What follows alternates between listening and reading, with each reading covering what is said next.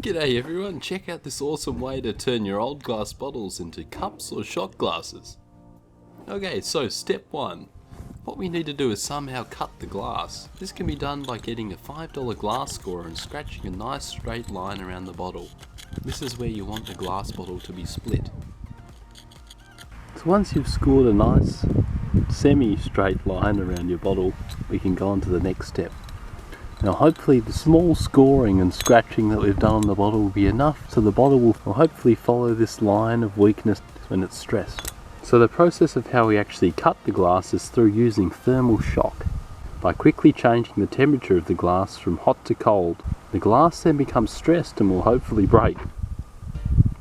So how this works by thermal shock is to rapidly change the temperature of the glass as fast as possible. So you can do this a few different ways. The first way is using acetone and a bit of string. You need some nice cold water. So get a nice bucket, fill it up with any cold ice boxes you can find. Anything will do. Even some rain cold juice that's been sitting in the freezer for 5 years should do nicely.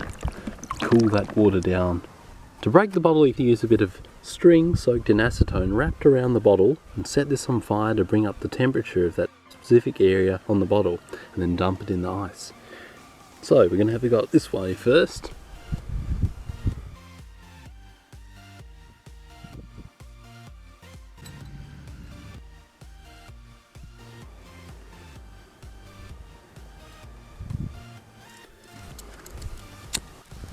Even though you can't quite see it, it is actually burning. Oh.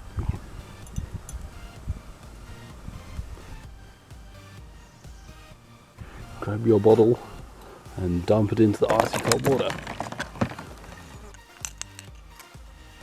And if it isn't already broken, give it a slight tap with something heavy. And there you go, we've managed to cut glass with fire and water.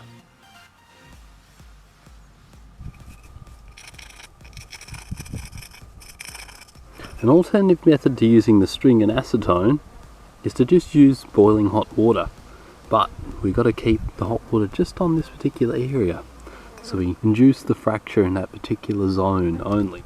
There's a pretty easy way to do this by just using blue tack. Just roll some long sausages in your hand and wrap them around tightly, making sure that they're high enough so the water won't flow over them.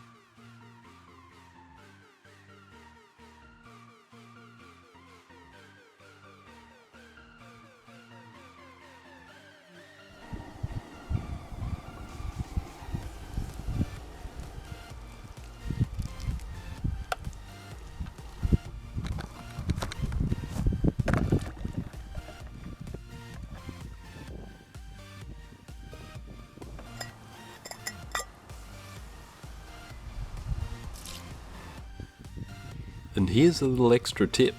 And when you're cutting, you might want to use a permanent marker like this one, just so you've got a nice defined line to cut across.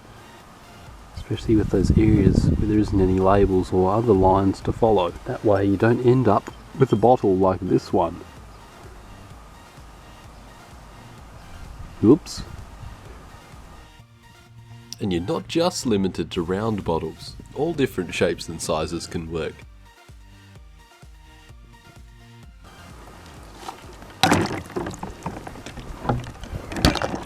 Whoa! Oh my gosh, that was frightening. She blew up. The depth charge. Ooh. Oh my gosh, that was actually scary.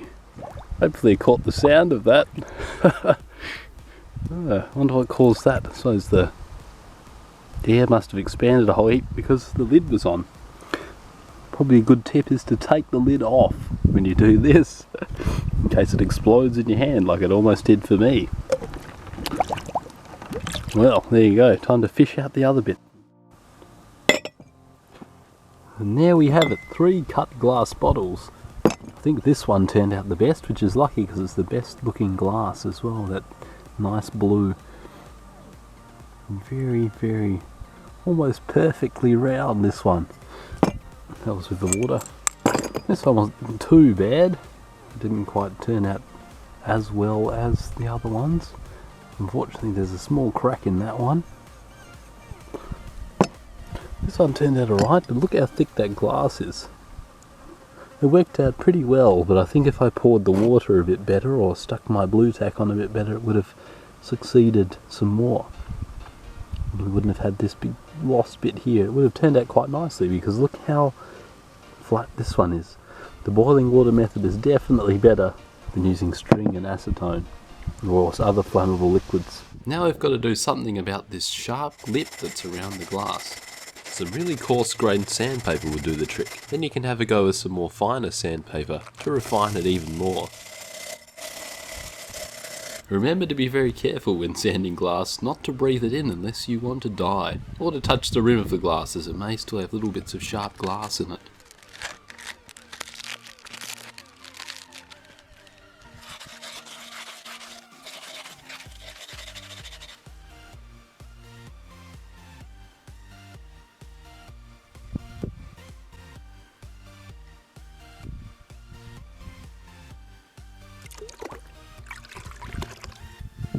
And there we have it!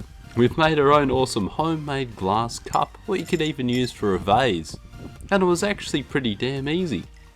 Although I could have sanded the lip a little more, it still looks really good.